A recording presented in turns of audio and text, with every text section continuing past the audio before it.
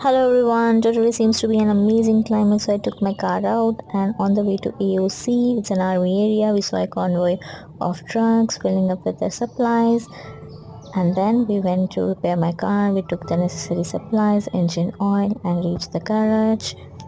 You can see the cars which are all set up for repair, and then the mechanic took care of my car. He filled new engine oil, he did things that is needed to get the car repaired, and he explained us the process of how we need to be careful of certain things, how we need to change the oil, and then all set, and then we are off on the roads of Hyderabad.